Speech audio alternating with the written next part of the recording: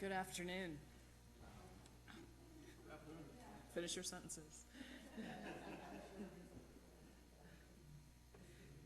It's my delight to have the spring faculty lecture before us. You can read the title here, Pursuing Happiness Across Cultures, Positive Psychology, Bible, Korean Jeong, and African Ubuntu in Creative Dialogue. And we are so fortunate to have two of our very own faculty members, Drs. Nyengele and Kim, who have presented this material in an earlier form at the Society for Biblical Literature, SBL, and are working on it now for publication. And as I just heard, they are in contract with Cambridge for this work. So there is some pretty significant kudos coming to our two faculty members, and we're very proud that they are part of us. You will hear from them today about the challenges, potentials, and implications of a unique interdisciplinary approach for biblical interpretation and for the practice of pastoral care and counseling in our culturally diverse and globalizing world. And then you will read it when the book comes out. I'm delighted that an article, but their whole book is relevant. It's smaller than they're letting on, maybe, I don't know.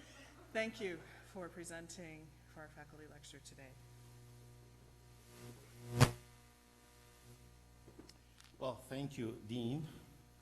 And to reiterate, it's part of an edited book with colleagues from other institutions working together collaboratively. This presentation will explore the concepts of human happiness and well-being and flourishing, basically through the literature of positive psychology, and we're looking at selected works of some leading positive psychologists, Christopher Peterson, Martin Seligman, and Daniel Gilbert, and also engaging that in conversation with the book of Ecclesiastes and in creative dialogue with the Asian cultures of Jeong and the African tradition of Ubuntu. Our interest is to explore the challenges, potentials, and implications of this interdisciplinary approach for biblical interpretation, and also some reflection on the practice of pastoral care and counseling in a culturally diverse context. We'll begin with the definition of positive psychology. This is a relatively new field.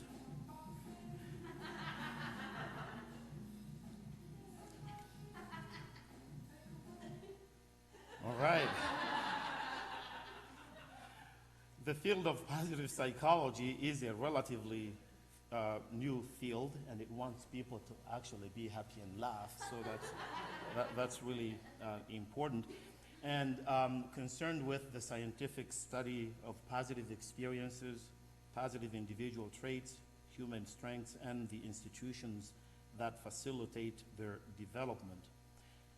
The definition that has been kind of accepted throughout among positive psychologists is the one provided by the Positive Psychology Center at the University of Pennsylvania, which defines positive psychology as the scientific study of the strengths and virtues that enable individuals and communities to thrive. The field is founded on the belief that people want to lead meaningful and fulfilling lives, to cultivate what is best within themselves, and to enhance their experiences of love, work, and play. Now, in terms of the history of positive psychology and background, it developed in reaction to the focus on the disease model of human nature prevalent in traditional psychology, a model which has emphasized almost exclusively alleviating human suffering and neglected the exploration of how to amplify human well-being and increase of human strengths and virtues.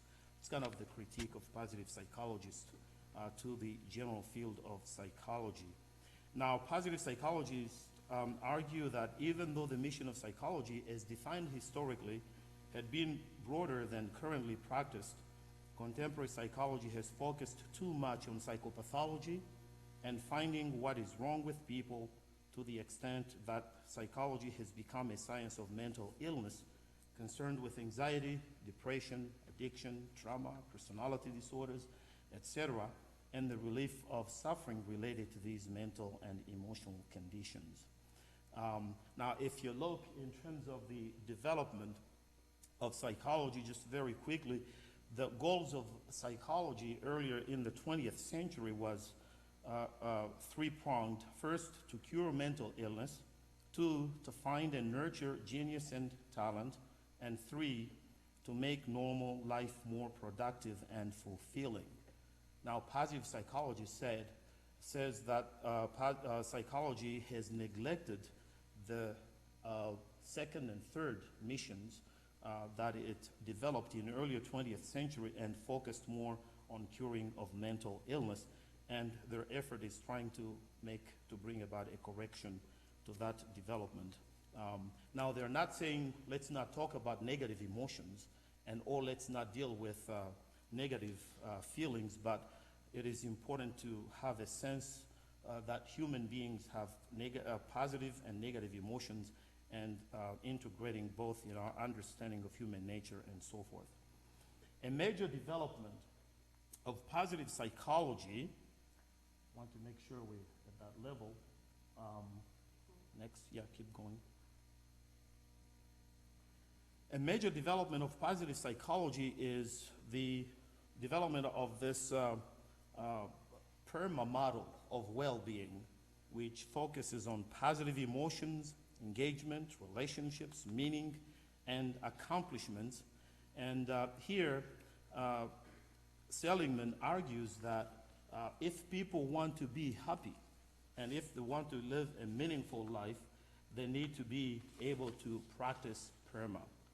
And positive emotions have to do with the experience of well-being in terms of how it increases feelings and emotions such as pleasure, satisfaction, ecstasy, comfort, warmth, gratitude, hope, fulfillment, and so forth. And there are exercises that go with each one of these categories, but I do not have time to go into that. The second element of PERMA is engagement, and this has to do with the experience of flow and the importance of how flow helps us experience well-being. And so, for example, when we are engaged in a task that is so meaningful, a project, we experience a state of flow where time seems to stop and we lose self-consciousness and concentrate intensely on the present. And this experience of flow contributes to our well-being because we feel good about the experience, and then we begin to pursue activities and interests that absorb and fulfill us. Accomplishment has to do, I need to talk about positive relationships first. Positive relationships have to do,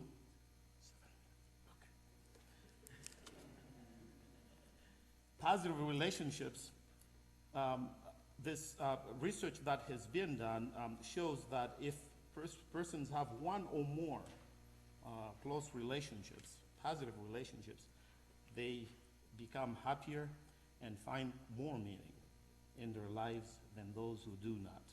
And then so just one relationship can be as meaningful as 2, 3, or more, and so emphasizing the importance of being in relationship with others. And then the next is meaning. Meaning is found in serving a cause bigger than ourselves, and this can be religion or engagement in a political party or social activism and the like. And so what is important in terms of meaning is to be involved in a cause that helps others in some way and involves dedicating our time and energy to something greater than ourselves. Accomplishment, the life of accomplishment here has to do with being persistent, self-disciplined, and involved in activities and things that help us develop a sense of well-being as we enjoy the results of our work see that we have done work that is meaningful to us. So in a nutshell, really, PERMA is happiness American style. Or maybe we might say one aspect of happiness American style. More? Okay. Well, just a little bit then. Let me say something about PERMA in a global context. Questions that come up as we deal with the question, as we look at PERMA, the PERMA model, which is developed in a North American context, Western context, but yet positive psychologists having kind of a global vision. They want this to be applied globally. And they have conferences all over in China, in South America, and a major conference actually coming sometime this spring, maybe in May, in Orlando, Florida, with people coming from all over the world. So they have this global vision, and I think it raises a question about, can PERMA really be applied universally to all persons, to all contexts, and to all cultures? One of the things that me, as a pastoral counselor and pastoral theologian, that I'm concerned with in terms of PERMA is when we are dealing with people who have intellectual disabilities. How we define PERMA in terms of activities we engage in to get happy, to have a sense of achievement and fulfillment. Are we saying that people who have mental disabilities or intellectual disabilities cannot experience well-being and wholeness if they do not engage in PERMA? That can be really problematic theologically, but also in terms of affirming the humanity of others. That's a major question there. The second question that I think that is important, okay, keeping me here. Now, the second issue that I think that is important in terms of addressing PERMA is its applicability to other contexts. If you look at this modality in terms of the questions that are raised up here, is this whole idea of a model developed in a North American context, upper middle class and middle class, and then we are talking about this being a model of well-being and happiness for all. I think one of the things that Seligman says, for example, is he has this very positive outlook, and his model, let's go to the next, his model of well-being, and he talks about PERMA 51. The PERMA 51, all right, that's kind of the dance here. The PERMA 51 model, he talks about by the year 2051, 51% of the world population will be flourishing, will experience well-being. It leads you back to the 2012 presidential campaign with Mr. Romney talking about the 47% of the population maybe being takers, and it's kind of reminiscent of that in terms of looking at this projection that by the year 2051, 51% of the world population will be flourishing. But the question is, he talks about we. And as you look at the questions that we have raised here, even as we appreciate the positive aspects in positive psychology in terms of affirming human strengths and virtues and such, but if you are thinking about only 51% of the world population being happy and flourishing, how about the 49%? You know, what do we do with those? And what are the issues that limit these folks that are in that category from experiencing well-being? He does not address that in his work. And in fact, he has really a very positive outlook in terms of the achievements that have been accomplished in the 20th century. And let's go to the next. I think when he talks about history in the hands of the postmodernists being taught as one damn thing after another, and he condemns the negative perspective, I think theologians and people in seminary would fit in the postmodernist, I think, category that he works with. But if you look at that, there are significant questions we need to address in terms of context, and he does not address the issue of, for example, slavery, 400 years of slavery in the United States. and he's talking about the 20th century being the bloodiest century. But you wonder, how about those 400 years? What happened to the folks? There was no bloodshed in those experiences of slavery. And then you look at colonization in countries that have experienced colonization. What do you deal with that? How do you deal with that experience? So I think his model, as helpful as it is, I think it's really very Eurocentric and limited and does not take into consideration issues of context, history of injustice, and such. And we'll go back to these questions later. So.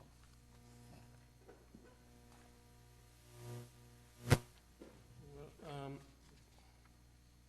we have a class at 12 o'clock, so we'll be mindful. And since Professor Nyengele is infinitely more wiser than I am, I will try to, we laid this very significant foundations.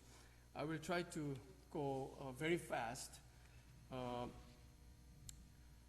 We wanted to compare with one of the books in the Bible, and we picked Ecclesiastes. And some of the issues in that book is it really pessimistic or optimistic?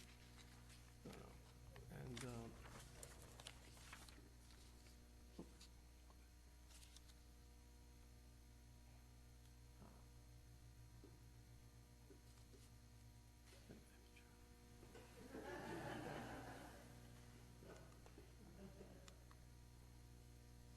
again, in no way can readers think of Kohelet as a systematic theologian.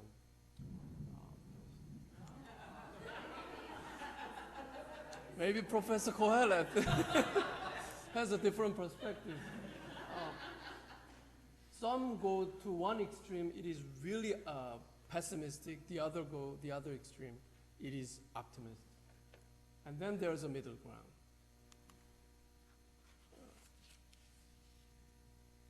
But Thiao also argues maybe there is a theology, then it is theology from below.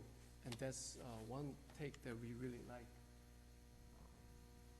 We want to introduce some scholarly dating, and some date as a Persian period, but most scholars date Greek Hellenistic period between 300 BC to 185. This was the time, now this is a tricky issue where scholars debate. This was the time, the horizontal growth of class solidarity, increasing isolation and ruthlessness of individuals in an ever more technical and international society.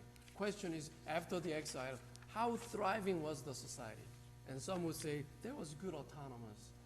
Others, and we would go with the others, there are still, there is racial difference, and they're still under the shadow of the empire. Again, the issue of the Kohelet there comes across as one who, like Job, then subverts the views of his community of faith, which is, again, a debatable issue. Interestingly, aside from minor Hebrew particles, the word tov occurs the most in this book. So of all the pessimism, we found it interesting, the most frequent word is good.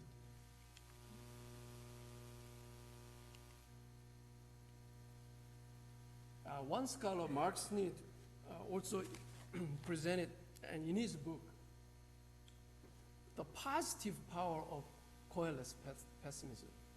And we're not going to go into details, but I think that has something to, that can contribute something in what we are trying to do. All of this is part and parcel of his pessimistic strategy of lower expectations about the wisdom tradition and life in general. This will prevent disappointment, but will also allow one to appreciate those simple pleasures and goods in life that do come one's way.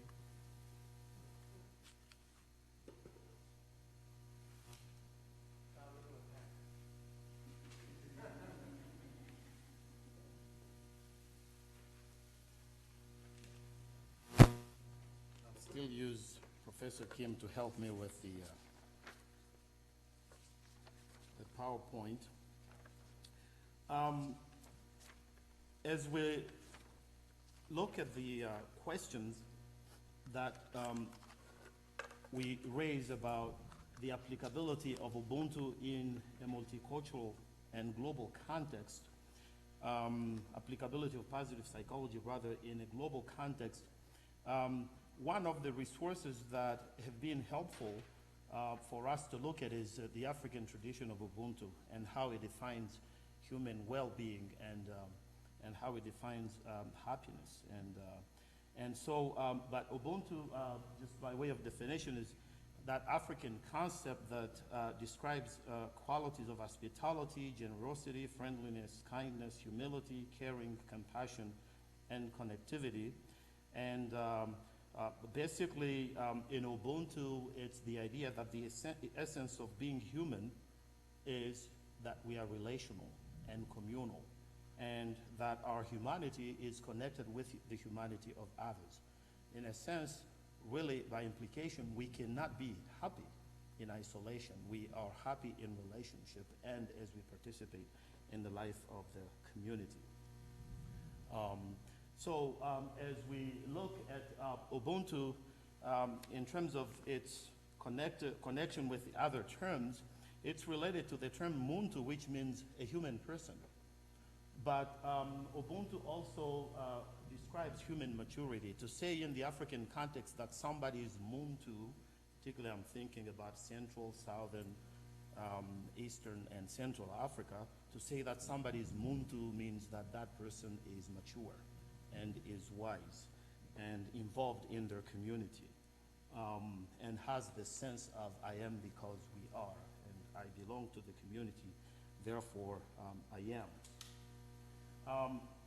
The term Ubuntu also has within it the term Ubuntu. In many African languages, the theological concept of grace is defined as Ubuntu, which is very interesting. So it has to do with humanness and goodness within humanity. That's what the concept of grace is defined as.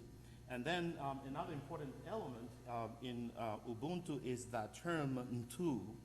The term Ntu here referring to a living force or vital force which characterizes and energizes and animates persons and moving them towards making good choices and actions and behaviors in community. And also, in terms of the concept of Ubuntu, it's not only in human persons, it's also in things, Bintu, it's in places or locations, Antu, space or direction, Kuntu, and so forth. So Ubuntu, the Ntu then is a part of the larger cosmic experience, and it's in animate things, living things, and inanimate things as well. And perhaps this is one of the reasons that led people like Desmond Tutu in defining the concept of Ubuntu to say that this is not a personal achievement. You cannot just achieve Ubuntu by yourself. You need to be in relationship with the world in its animate and inanimate expressions, with human beings and involvement in the community. And so that definition for Desmond Tutu, my humanity is caught up and is inextricably bound up in yours. We belong in a bundle of life. We say a person is a person through other persons. It is not I think, therefore I am. It says rather I am human because I belong, I participate, I share.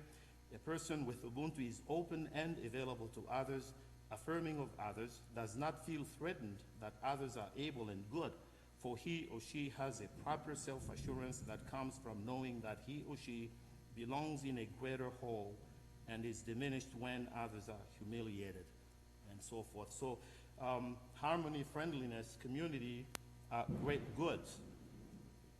And social harmony is for us, he says, the greatest good. So the idea of interconnectedness then is central to defining Muntu and Ubuntu. It's the relational understanding of human existence, but also a relational understanding of the universe itself. It's a relational universe. So Ubuntu, in a sense, then embodies that spiritual quest in the African context of, a quest for human dignity and integrity, social harmony, and interconnectedness, and including in that search for justice. If we use Peter Paris's definition of spirituality as the animating and integrative power that constitutes the principal frame of meaning for individuals and collective experiences, we can say that Ubuntu is that animating and integrative reality that helps people find their sense of being. And in fact, this is a way of being toward which communities direct their members. So then Ubuntu then is really this vision of the good life and well-being. It is a worldview in that it provides this vision of the world that is interconnected and a relational universe, and then as a moral theory, providing directions in terms of what we value, how we behave, and how we relate, and how we act in the world, and then a set of practices, as there is very big emphasis in African traditions on hospitality and harmony and solidarity and collaboration. That word Harambe, which maybe some of you are familiar with, mainly from East Africa, talks literally about getting together, pulling together, working together, not in competition, but in terms of fulfilling community goals together.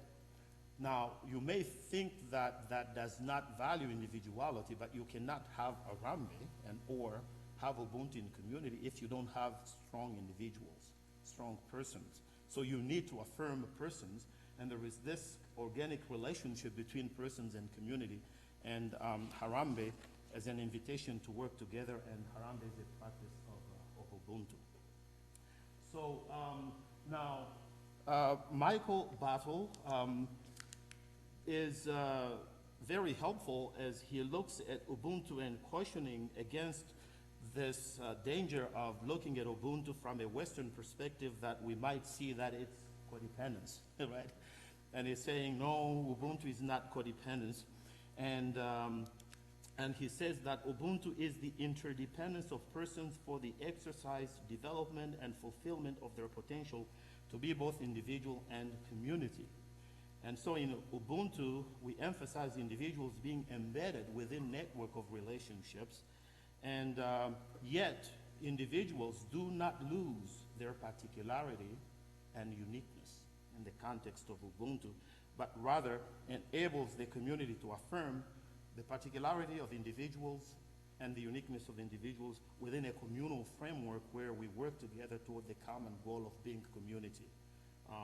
So that's the emphasis of Ubuntu. So it's not something negative, and it has that quote up there emphasizing that Ubuntu is the interdependence of persons for the exercise and development and so forth, fulfillment of individuals and fulfillment of community.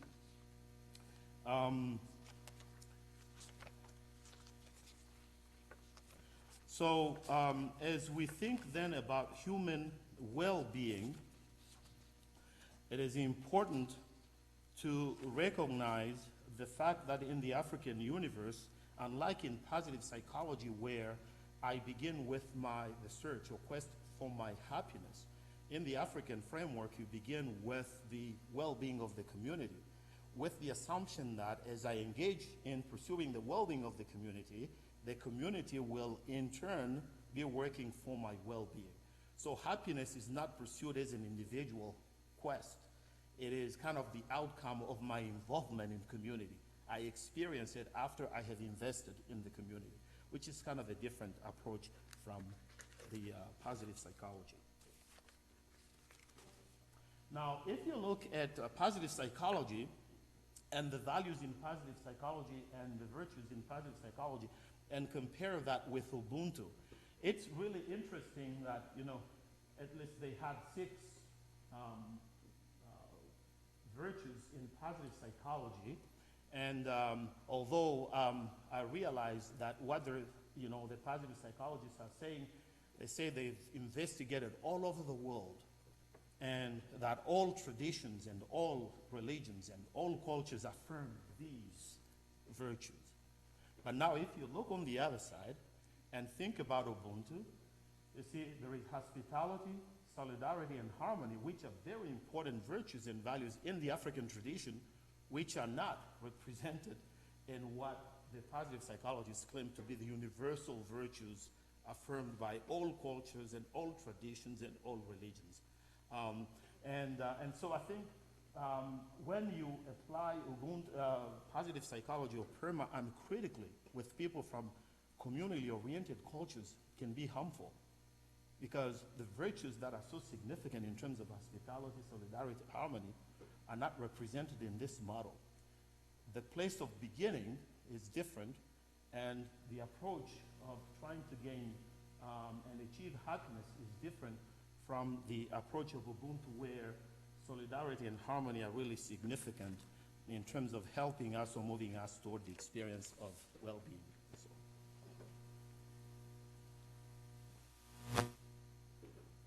Due to my sore throat recently, I can just enjoy being a backup quarterback, and or if you will, the one who holds the ball for the punter. From Ubuntu, we wanted to inject also Asian, but here Korean concepts of Jeong, Uri, and Wuri. It's a working way to do it, but so can we find something positive, thesis, and then antithesis, and then synthesis? In the positive contributions, positive psychology with PERMA contributes to the transformative perspective from pathological orientation to positive affirmation of human virtues and capabilities. So for example, the yes we can model really uplifts that. But at the same time also, flourishing thus makes most sense and can make greater impact in the society where oppression dominates and corruption is the norm and any chance of hope seems slim at best. So in the African American tradition where God is good all the time, that just amazes me. And again, not in this kind of shallow theology, but again, going through Job and Ecclesiastes. But let's critique a little bit. Antithesis. The question is not about flourishing per se, but about flourishing for whom and for what. So the Korean values of Uri, meaning we, and the African virtues of Ubuntu emphasize the importance and strength of we. Uri puts ethical and existential values more highly of we over I. When my neighbors are not flourishing, one wonders whether my individual flourishing is indeed a complete flourishing, when 49% again versus 51%. In the New Testament, rich man, and then we have the Lazarus, the poor man, whose flourishing is really flourishing if the other next door is not flourishing. Second, for what shall I and shall we desire to flourish? Here I want to introduce the concept of the biblical concept of chesed, of course, which can mean so many different things: steadfast love, loving kindness, mercy, faithfulness, loyalty, and so forth. The chesed has been translated in two different ways in Korean. And Uriah Kim, in his monograph, he came up with one is Jeong, the other is faithfulness. And I talked to him, what about Uri? And he said, well, that's it. Jeong means compassion and love, and Uri, faithfulness, loyalty, and solidarity. Can be two sides of the same coin, that is chesed. The Korean tradition of Jeong is best exemplified in one's sacrifice for others. So it's not just empathy and compassion, but even sacrifice. Choi describes three different characteristics of Jeong. Jeong is expressed by one to the other regardless of the behavior. Jeong is not a rational but an irrational emotion. And then Jeongful people are more dependent and independent than independent, less calculating and less able to say no. And then Angela Son herself, she defines Jeong, can be viewed as the Korean experience of empathy. She, however, proposes replacing the term with a theological term and suggests that Jeong is a paradigmatic embodiment of compassion. She thus puts forward Jeong as the paradigmatic embodiment of compassion for both Koreans and non-Koreans. Just as Han offers non-Koreans a conceptual name for the experience of the victims, the deeply ingrained sense of bitterness, Jeong presents itself as Han from injustice and suffering. Jeong presents itself as an exemplar of compassion in practice and displays the intricate dynamic between independence and interdependence, between self and object in the experience of compassion. According to the ethos of Uri now, so that is Jeong.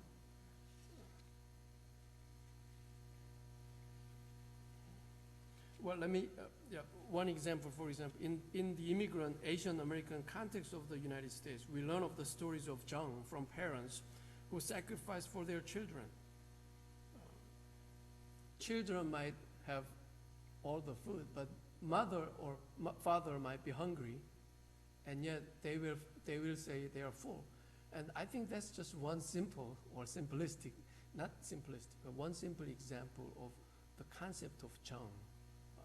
That comes with, that involves not only empathy and solidarity, compassion, but especially sacrifice.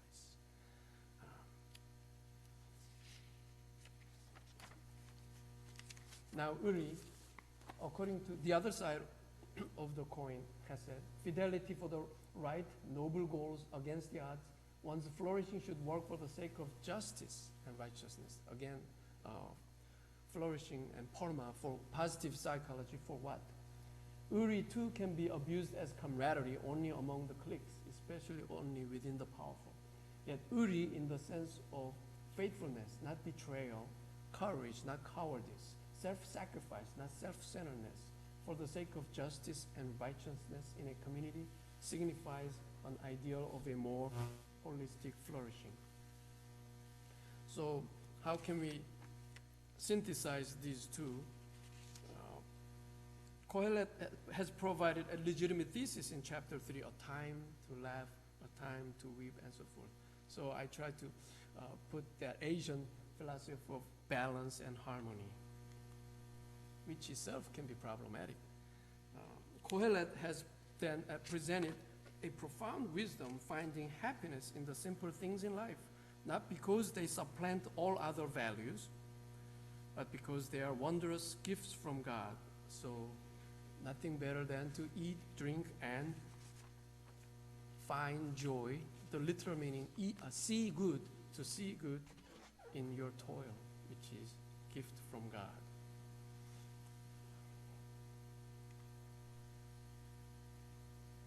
And there is an intertextual connection with Genesis 3, where the eating causes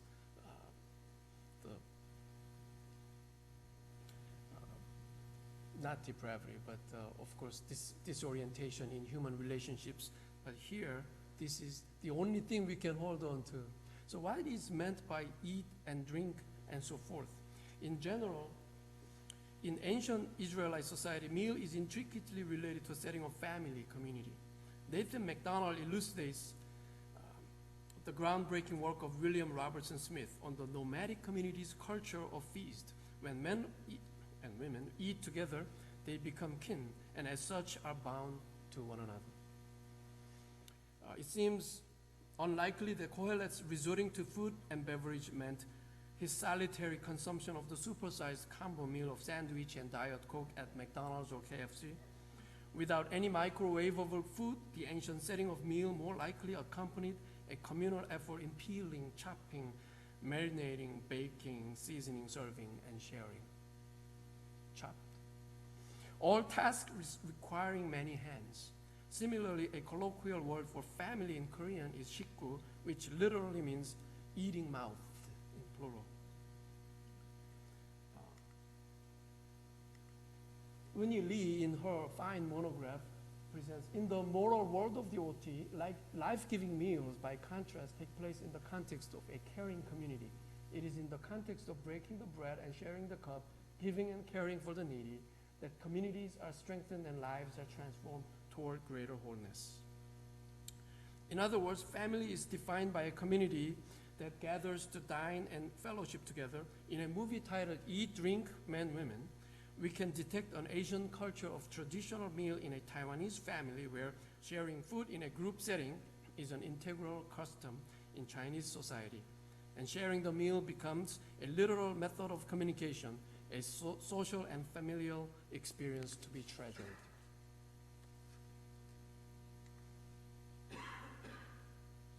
Conclusion. That's a familiar statement up there. But what we really want to address at this time is the so what, and then we'll hope to have some time for conversation, even 10 minutes or so. A major implication for counseling and pastoral care of this interdisciplinary and intercultural approach to happiness is the need to develop multicultural awareness and the ability to deal with the differences, diversity, and even the seemingly strangeness of the various cultural constructions of happiness that clients and care seekers may bring to counseling. In our culturally diverse society and world, there is a need to acknowledge, affirm, and explore various understandings of happiness and multiple pathways to human well-being and flourishing found in various cultures and traditions represented in our communities and around the world.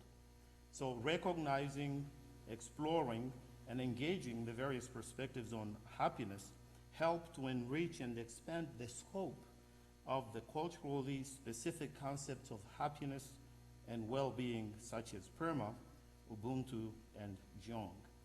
And the enrichment and expansion that results from this engagement can lead to the development of a broader and more encompassing understanding of human happiness and well-being, which in turn then can contribute to the counselor and pastoral caregiver's cultural competency to draw insights from different and various cultures and areas of knowledge and practice. But it is also important to note here that an intercultural approach to happiness and well-being creates space to recognize the importance of a theological perspective, such as Coelet, in which happiness and well-being, among other things, are viewed as gifts from God. So our colleague Sarah Lancaster has written on happiness within the framework of Christian faith, arguing that our happiness as human beings is connected to fitting ourselves to the kind of life that God intended for us in our creation. And she argues about how we gain happiness by aligning our spirits with God, because only then do our lives fulfill the purpose for which we were created. And so for her, the search for happiness in Christian faith is a search for God. And she also goes further to suggest, as a good Wesleyan theologian, that the quest for happiness is related to the quest for holiness. That's a topic for another time and conversation. But recognizing the importance of the theological perspective is important in terms of how that also informs and contributes to our understanding of happiness as we work with clients in the counseling context and or care seekers in a pastoral counseling context. Emmanuel Larte, a leading scholar in pastoral counseling, writes about the necessity for an intercultural approach to counseling and pastoral care that is inclusive of a theological perspective.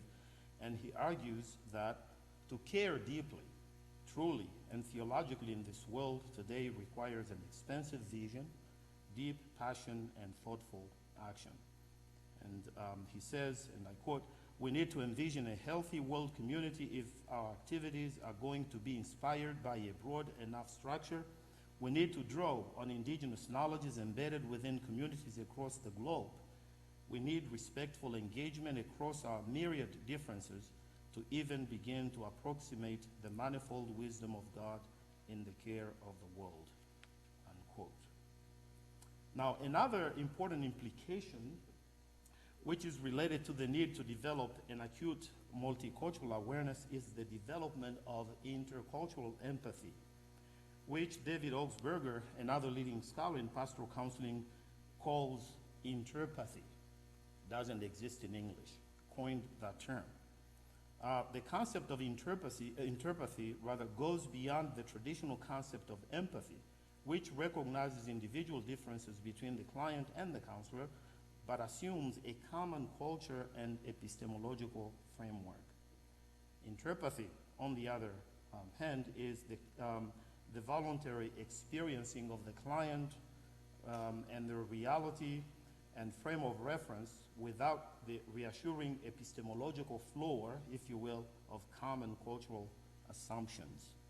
Interpathy recognizes individual uniqueness and differences, cultural differences, as well as epistemological differences and understandings between the counselor and the client or the care seeker.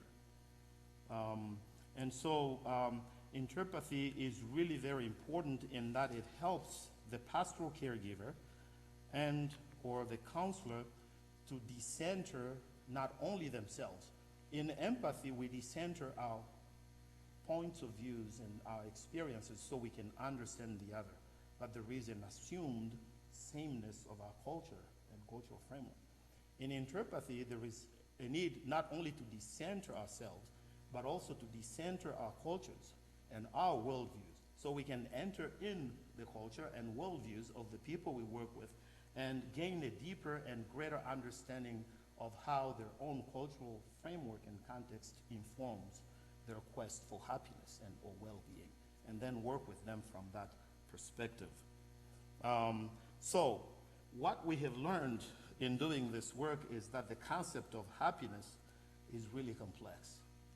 As you look at different cultural expectations and different cultural frameworks that inform the quest of this important human desire. But it is important that as we work with people, just as we bring our own perspective, we need to allow the perspective of the people we work with to inform our understanding and views, and exploring together what it means to be engaged in the quest for happiness.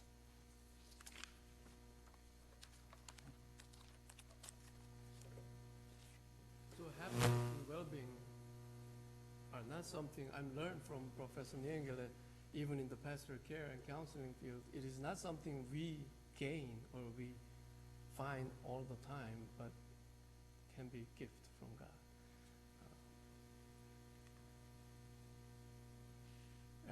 Parma enhances the value and worth of individuality, which is significant in certain cultures.